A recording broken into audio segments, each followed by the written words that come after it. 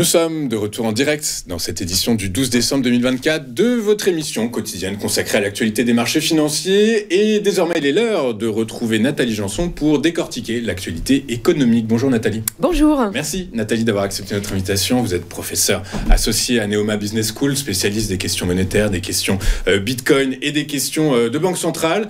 Avec nous pour décortiquer l'actualité. L'actualité toute récente, c'est l'inflation. Hier, aux États-Unis, le CPI qui repart à la hausse légèrement, mais qui repart à la hausse.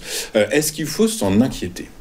Alors cette histoire effectivement de l'inflation qui repart à la hausse, en fait c'est une information qu'on retrouve régulièrement. C'est-à-dire, il remonte un peu à la hausse au-dessus de 3, après il redescend en dessous de 2. Donc on voit bien qu'aux États-Unis, on est sur un trend en fait qui effectivement peut-être, contrairement à l'Europe, ne se stabilise pas ou ne va pas à la baisse. Mais est-ce qu'il faut vraiment s'inquiéter parce que c'est 3 au lieu de 2 et que le mois précédent c'était 2 au lieu de 3 ? Je pense que là, enfin en tout cas de mon point de vue, je pense que là les banques centrales sont un peu trop data-driven. C'est-à-dire qu'à un moment donné, il faut aussi savoir se détacher de la data. Et c'est pas parce qu'un mois on a cette tendance qu'on a des gros changements. Et donc là, effectivement, ça montre juste qu'on a un dynamisme de l'économie américaine qui ne dément pas, en tout cas jusqu'à maintenant. Et c'est vrai que l'élection de Trump a plutôt eu un effet positif, c'est-à-dire que du point de vue des entreprises, effectivement, l'arrivée de Trump marquait à nouveau une continuité par rapport à ce qu'il avait fait en 2016. Et donc, pour eux, c'est des perspectives positives de projets d'investissement. Enfin, il sait que Trump sera plutôt un président qui baissera, enfin, qui continuera des baisses d'impôts, qui continuera à déréglementer. Donc, c'est forcément des éléments favorables pour l'activité économique. C'est clair, et d'ailleurs ça se ressent dans les dernières enquêtes qui analysent le moral des le moral des entrepreneurs, le moral des ménages, etc. Tous ces indicateurs sont bien orientés. Nathalie, on en discutait un peu avant de basculer en direct. Est-ce que vous pensez que dans ces conditions, la Fed est allée trop fort, trop vite pour son pivot d'avoir baissé de 50 points base son taux ? Est-ce que c'était un peu épidermique, un peu too much, quoi ? En tout cas, moi, c'est comme ça que je l'ai analysé. C'est-à-dire, j'ai été très surprise qu'effectivement Powell prenne cette décision de 50 points de base, parce qu'à nouveau, je trouvais que c'était vraiment très influencé par les données, et que lorsqu'on regardait l'image globale des États-Unis depuis quelques années, finalement, quand on compare effectivement au trend européen, on voit bien qu'on a une dynamique de fond qui est différente. Donc, même si, effectivement, il peut y avoir des baisses au niveau le marché de l'emploi est peut-être pas aussi florissant qu'il y a 2-3 ans, mais enfin, c'est rien, ça reste quand même toujours un niveau élevé. Il n'y a pas non plus de quoi s'affoler. Donc, j'étais assez surprise, effectivement, de sa décision un peu... Bon, c'est pas brutale, c'est 50 points de base, mais quand même, en général, quand il y a des baisses de 50 points de base, c'est parce qu'on est inquiet. Et honnêtement, quand on voit l'économie américaine par rapport, à nouveau, nous, en tant qu'Européens, on se dit, mais diable, mais que lui arrive-t-il ? Il a fait un cauchemar, ou je ne sais pas. Voilà, on se demande pourquoi il est aussi pessimiste. Et d'ailleurs, je pense que je n'étais pas la seule. Voilà, puisque beaucoup d'économistes se sont posé la question de quoi il avait peur, exactement, en fait. Et c'est presque contre-productif, en fait, une telle décision, parce qu'on se dit, il nous cache quelque chose, il y a une donnée qui n'a pas été... Donc, c'était très étrange, je trouve, comme moment. Très étrange comme moment. Vous avez abordé les effets de la politique économique de Donald Trump lors de son premier mandat, qui se retrouvent toujours dans l'économie américaine actuellement. Est-ce que, globalement, il faut avoir peur du programme économique de Donald Trump, que ce soit pour les États-Unis ou pour le monde ? Alors, là où on peut avoir peur en Europe, c'est qu'on peut être certain de continuer notre décrochage si nous ne faisons rien. Enfin, je pense que la peur, elle est de notre côté dans le sens que notre inaction peut vraiment creuser cet écart. Vous savez très bien que là, depuis 2008, on a vraiment une divergence de nos trajectoires de croissance. L'explication est simple. On a une productivité qui est très faible, qui est proche de 1, voire dans certains pays en dessous de 1, alors que les États-Unis sont au-dessus de 1,5. Donc là, clairement, on voit un dynamisme de l'économie américaine. Ça a été souligné par rapport Draghi. Enfin, la productivité c'est le facteur de croissance, c'est essentiel à la fois pour la dynamique des salaires et pour, pour la croissance économique. Donc on voit bien que s'il n'y a pas ça, on est en panne. Et c'est vrai qu'on est inquiet pour l'Europe, alors que pour les États-Unis, on ne l'est pas. Et là, il y a eu dernièrement des symposiums qui faisaient une analyse en fait de ces fameux programmes de Tax Cut and Job Act qui a été mis en place au premier mandat de Donald Trump et qui n'a pas été remis en cause par Biden parce que je pense qu'il n'est pas fou, il s'est dit, il est conscient des effets positifs. Et effectivement, dans ce symposium, les professeurs qui ont mené ces études sur l'impact, donc on ne peut pas les accuser d'être trompistes du tout, et ils sont obligés d'admettre qu'effectivement on a bien un impact positif sur l'investissement, très clairement.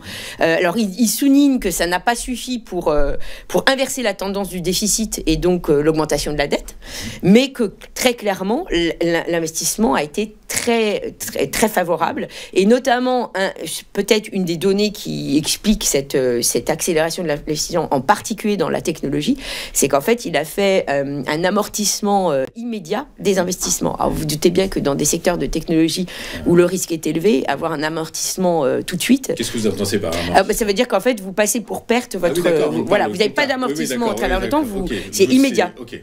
Donc et comme sachant que les pertes aux États-Unis sont déductibles des impôts, il y a évidemment. Forcément, vous avez un effet. Donc en effet, dans les secteurs risqués, donc la technologie, vous avez un appel. Un appel phénoménal. C'est très clairement des subventions déguisées, en fait, en quelque sorte. C'est de baisse des impôts, quoi. Voilà. Mais effectivement, qui est particulièrement, en tout cas, qui est bienvenue dans des secteurs où on prend des risques, et donc forcément avec un marché américain qui a une appétence au risque en plus bien supérieure à la nôtre. Vous avez l'effet que vous avez. L'effet qu'on a eu, en plus des secteurs d'activité fortement capitalistiques, donc où l'investissement est massif. Donc on comprend que Mario Draghi a totalement raison quand il nous dit qu'il faut 2 fois plus investir en Europe pour relancer la productivité. Oui, le problème, c'est qu'en fait, cet investissement doit venir des entreprises privées, et c'est là où... les entreprises privées, elles n'ont plus de trésor, a priori. Exactement, donc on est un peu... On est dans une situation un peu inextricable. Une situation un peu inextricable. Il y en a une autre situation qui est inextricable, c'est celle de la France. En quasiment tout au long du 2e semestre, on n'aura pas eu de gouvernement. Est-ce qu'il faut s'inquiéter pour l'économie française en 2025 ? Alors, je ne sais pas, en fait, s'il faut s'inquiéter ou pas, puisque on n'est pas tout seul. Il faut savoir qu'en Europe, c'est un peu une spécialité. On a eu les Belges, on a les Espagnols, qui n'ont pas de gouvernement depuis 2 ans. Donc, voilà, on n'est pas tout seul. Est-ce qu'il faut s'inquiéter ? Faut se dire que finalement, si on continue, c'est-à-dire que dans le pire des cas, on aura un budget inchangé par rapport à 2024, finalement, c'est pas si grave que ça, puisque voilà, c'est stable. C'est stable dans l'inaction, mais voilà. Et est-ce qu'il faut préférer ça à un ministre qui creuserait des déficits ? Peut-être que finalement, c'est pas plus mal. Je pense que ce qui est le plus dommageable, par contre, c'est qu'effectivement, on a le sens de... on a une absence d'orientation. Je pense que c'est ça par contre... Voilà, exactement. Je pense que le fait qu'on n'ait pas de gouvernement, néanmoins, pénalise parce qu'en fait, on ne sait pas dans quelle direction on va aller. On sait juste qu'on reste comme avant, mais on sait qu'en France, il aurait fallu donner une direction. Et cette direction n'est pas là. Cette direction n'est pas là, oui. Alors, je rappelle qu'aujourd'hui, normalement, Emmanuel Macron est censé nommer son Premier ministre. Les 2 noms qui sortent régulièrement, c'est François Bayrou, mais dernièrement supplanté quand même par Bernard Cazeneuve. C'est Bernard Cazeneuve qui tiendrait l'accord, soutenu évidemment par les socialistes, et notamment François Hollande. Donc oui, effectivement, peut-être qu'on aura un Premier ministre plutôt socialiste et qui sera là pour creuser. Alors ceci dit, ministre plutôt socialiste sous d'autres horizons. On réussit à faire en général des programmes qui étaient finalement de restrictions budgétaires.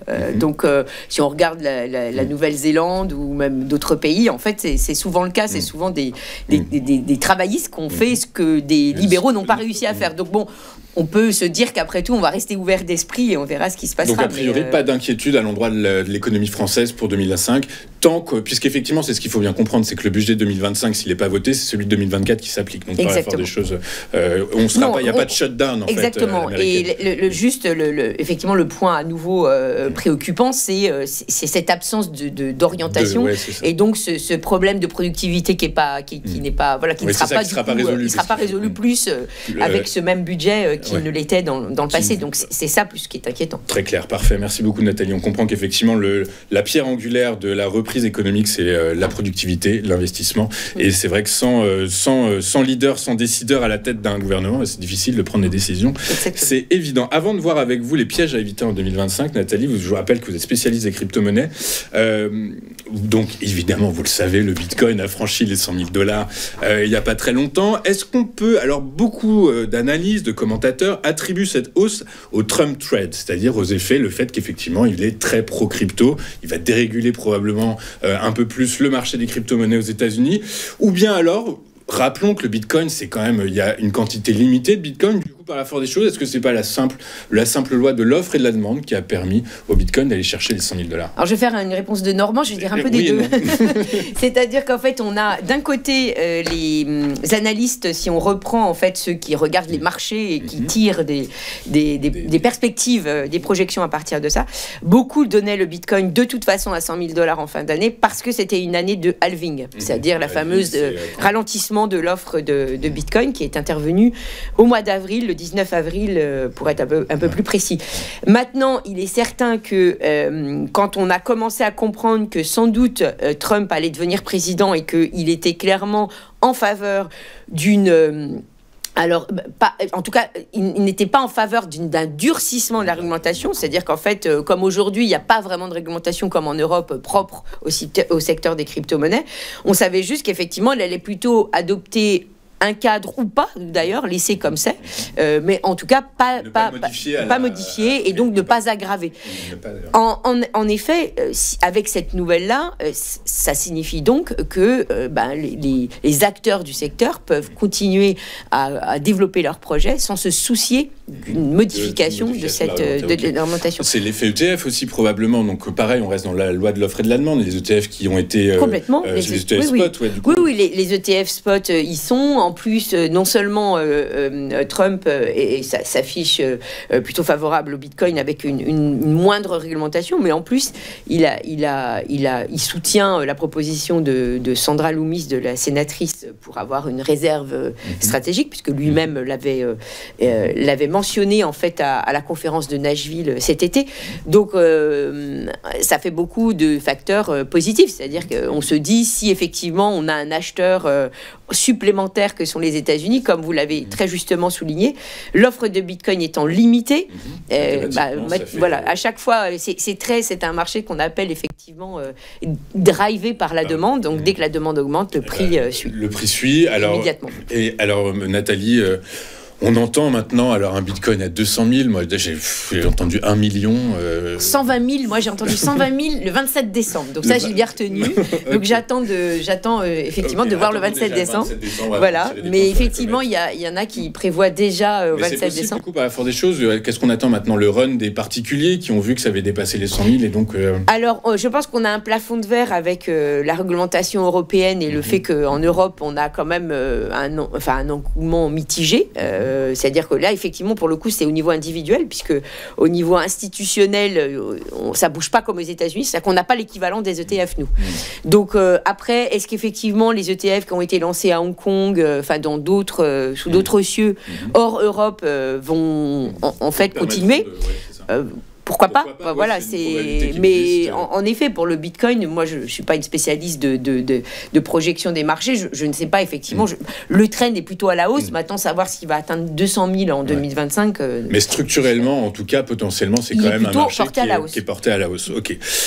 Nathalie, dernière question. 2024 se termine bientôt. 2025 va commencer. Quels sont les risques qu'il faut avoir en tête? Alors, vous venez de le dire, la projection, vous analysez l'existant, la science et la donnée dure, etc. Pour autant, 2025, quels sont les risques que vous avez identifiés? Est-ce que c'est une année qui pourrait être plus calme que 2024? Plus calme que 2024. Alors, effectivement, le risque principal, c'est de savoir ce que Trump va faire. Enfin, je pense qu'il est clair que, comme on ne sait...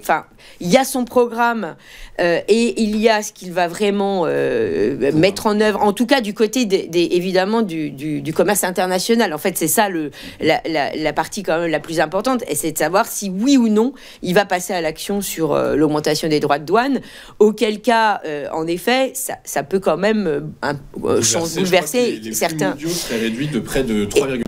Et ça, ce serait une très mauvaise nouvelle, parce que comme en Europe, enfin en tout cas en France en particulier, on est quand même très méfiant, et on serait presque, enfin, on serait plutôt copains avec Trump sur ce sujet, parce qu'en France, on préférerait mettre plus de droits de douane que moins de droits de douane. On a effectivement peur de la spirale. Or, on sait très bien que la prospérité des 30 dernières années a été portée par le commerce international, par la mondialisation. Et ce serait terrible pour nous, en Europe, parce qu'il faut quand même savoir que même si en France, nous, on n'a pas toujours une balance commerciale très équilibrée, l'Europe, elle est excédentaire, donc on serait quand même impacté. Et puis aussi, on pense à tous les pays en développement et qui sont dépendants de l'extérieur et qui se verraient également impactés. Donc ça, je pense que ce serait une sérieuse menace sur le commerce international, et donc sur la croissance mondiale, parce que, comme je vous le disais, étant donné que nous, en Europe, on n'a pas l'air de trouver le chemin de la productivité, enfin, tu vois, de renouer avec la productivité. C'est quand même le commerce international qui nous tire. Et si ça s'est plombé, eh bien là, on pourrait quand même sérieusement s'interroger sur nos difficultés. Il y a des études qui sortent actuellement, qui tentent de modéliser un petit peu l'impact des tarifs douaniers s'ils étaient appliqués tels quels par Donald Trump. L'impact sur les flux mondiaux, c'est moins 3,3%, ce qui correspond à la baisse pendant le Covid, la baisse. Donc c'est gigantesque. Tout à fait. Oui, non, c'est vraiment très fort. C'est gigantesque, et donc par la force des choses, évidemment, ça va rebattre les cartes un petit peu dans toutes les économies de la planète, qui s'inquiètent pas pour autant toutes. La Chine s'inquiète, mais la France, pour l'instant, enfin nous, de toute façon, on est englués dans notre risque politique. Oui, pour le moment, on est plutôt assez nombriliste de ce point de vue-là. On essaye surtout de savoir si on va réussir à avoir un gouvernement. Voilà, peut-être ce soir. Peut-être ce soir. Merci beaucoup, Nathalie, d'avoir été avec nous ce matin. Nathalie Janson, vous êtes professeure associée à Neoma Business School et spécialiste des questions monétaires, des questions sur les cryptos et des banques centrales. Merci beaucoup, à bientôt. Bonne journée. On marque une courte page de publicité, on se retrouve dans un instant, à tout de suite.